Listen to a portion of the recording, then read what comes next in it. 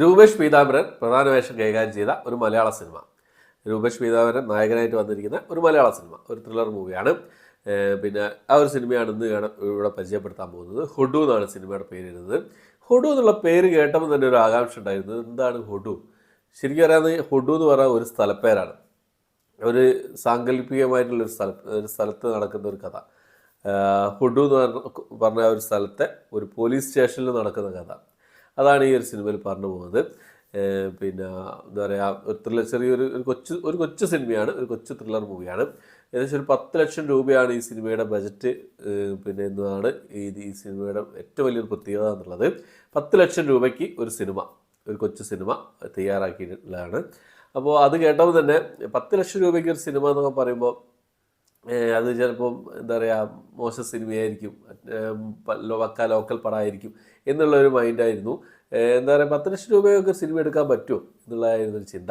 എന്തായാലും അത് കേട്ടപ്പോൾ തന്നെ കാണണമെന്ന് വിചാരിച്ചായിരുന്നു. ഐസ്ട്രീം എന്ന് പറഞ്ഞ OTT പ്ലാറ്റ്ഫോമിൽ അവൈലബിൾ ആണ്. അപ്പോൾ 50 രൂപ പിന്നെ പേ ചെയ്താൽ സിനിമ ആ ഒരു പ്ലാറ്റ്ഫോമിൽ വെച്ച് കാണാവുന്നതാണ്. അപ്പോൾ ഒരു കൊച്ചു സിനിമ, ഒരു മണിക്കൂർ 12 മിനിറ്റുള്ള ഒരു കൊച്ചു സിനിമ. അപ്പോൾ ഒരു സിനിമയുടെ വിശേഷങ്ങളെ നടക്കുകയാണെങ്കിൽ, ഞാൻ പറഞ്ഞല്ലോ, ഹുഡു എന്ന് പറഞ്ഞ ഒരു പോലീസ് സ്റ്റേഷനിൽ നടക്കുന്ന സംഭവമാണ്. ഒരു കുട്ടിയെ ബലാത്സംഗം ചെയ്യുന്നതും പിന്നെ എന്താ പറയുക, അതിനോടുള്ള കേസന്വേഷണവും കാര്യങ്ങളൊക്കെ ആയിട്ടാണ് സിനിമയുടെ മുന്നോട്ടുള്ള പോക്ക് എന്നുള്ളതാണ്. അത് എവിടെ ചെന്ന് അവസാനിക്കുന്നു, ഈ ജാതി, ഈ നിറം, ഈ ആരുമില്ലാത്തവൻ, ഈ ഒരു സംഭവങ്ങളൊക്കെ പറഞ്ഞു പോകുന്നുണ്ട് ഈ ഒരു സിനിമയിലൂടെ. പിന്നെ നമ്മുടെ ഒരു സിസ്റ്റം എങ്ങനെയാണെന്നുള്ളത് കാണിച്ചു തരുന്നുണ്ട് ഈ ഒരു സിനിമ എന്നുള്ളതാണ്. ശരിക്കും പറയുന്നത്, അവസാനം ഈ സിനിമയുടെ ക്ലൈമാക്സ് എന്ന് പറയുന്നത് ശരിക്കും ഒരു മരവിപ്പാണ്. ഇങ്ങനെയൊക്കെ സംഭവിക്കുന്നുണ്ട് അല്ലേ എന്നുള്ള ആ ഒരു മരവിപ്പ് ഭയങ്കരമായിട്ടുള്ളൊരു, നമുക്ക് ഇമോഷണലായിട്ട് ഭയങ്കരമായിട്ട് ഇതായി പോകും. ഈ ഒരു സിനിമയുടെ ക്ലൈമാക്സ് എന്ന് പറയുന്നത് ഭയങ്കരമായിട്ടുള്ള, എന്താ പറയുക, ഞാൻ പറഞ്ഞില്ല, മരവിപ്പ് തന്നെയാണ്, ഒരു മരവിപ്പാണ്. അയ്യോ എന്നുള്ള ആ ഒരു മരവിപ്പാണ് ആ ഒരു സിനിമയുടെ ക്ലൈമാക്സ് വരുന്ന സമയത്ത്. വല്ലാത്തൊരു ക്ലൈമാക്സ് തന്നെയായിരുന്നു. പിന്നെ ഈ സിനിമയുടെ സ്റ്റോറി എന്ന് പറയുന്നത് പ്രഡിക്റ്റബിൾ ആയിരുന്നു. എങ്ങോട്ടാണ് പോകുന്നത് എന്നുള്ളത് നമുക്ക് ഊഹിക്കാവുന്ന ഒരു സംഭവം തന്നെയായിരുന്നു. പ്രഡിക്റ്റബിൾ ആയിരുന്നു. അങ്ങനെ തന്നെയാണോ എന്നുള്ളതായിരുന്നു എൻ്റെ ഒരു ചോദ്യം എന്നുള്ളത്. അത് ആ രീതി തന്നെയാണ് ഇങ്ങനെ മുന്നോട്ട് പോയിക്കൊണ്ടിരുന്നത്. പക്ഷേ ശരിക്കും പറയാൻ, ഞാൻ പറഞ്ഞില്ല, ക്ലൈമാക്സ് ഒരു മരവിപ്പായിരുന്നു എന്നുള്ളത്. എന്തായാലും ഞാൻ പറഞ്ഞല്ലോ, ഒരു 10 ലക്ഷം രൂപയാണ് ഈ സിനിമയുടെ ബജറ്റ് എന്ന് പറഞ്ഞത്. 90% ഈ സിനിമ ആ ഒരു പോലീസ് സ്റ്റേഷൻ ബേസ് ചെയ്തിട്ടാണ് സിനിമയുടെ ആ ഒരു സ്റ്റോറി കാര്യങ്ങളൊക്കെ. പിന്നെ ക്യാമറ വർക്കുകളൊക്കെ നല്ല രസമുണ്ടായിരുന്നു.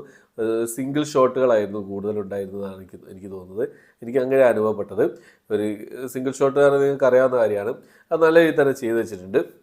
എന്തായാലും പിന്നെ എന്താ പറയുക, കുറഞ്ഞ ഒരു ബഡ്ജറ്റിൽ നല്ലൊരു ക്വാളിറ്റി സംഭവം ചെയ്ത് വെച്ചിട്ടുണ്ട് എന്നുള്ളത് തന്നെയാണ്. എനിക്ക് നല്ലപോലെ ഇഷ്ടപ്പെട്ടു ഈ ഒരു സിനിമ. 1 മണിക്കൂർ 12 മിനിറ്റുള്ള സിനിമയുടെ ദൈർഘ്യം വരുന്നത്. അതുകൊണ്ട് തന്നെ ഒറ്റയിരുപ്പ് തന്നെ നമുക്ക് കണ്ടു നിൽക്കാവുന്ന ഒരു സിനിമ തന്നെയാണ്. അധികം ബോറടിക്കാത്ത രീതിയിൽ തന്നെ എല്ലാവരുടെയും പെർഫോമൻസും കാര്യങ്ങളൊക്കെ നന്നായിട്ടുണ്ട്. അതിൽ കണ്ണ് കാണാത്തൊരു വ്യക്തി വന്നിട്ട്, അദ്ദേഹത്തിൻ്റെ പേരിന് പറഞ്ഞ് പിന്നെ പല സിനിമകളിലും കണ്ടിട്ടുണ്ട്.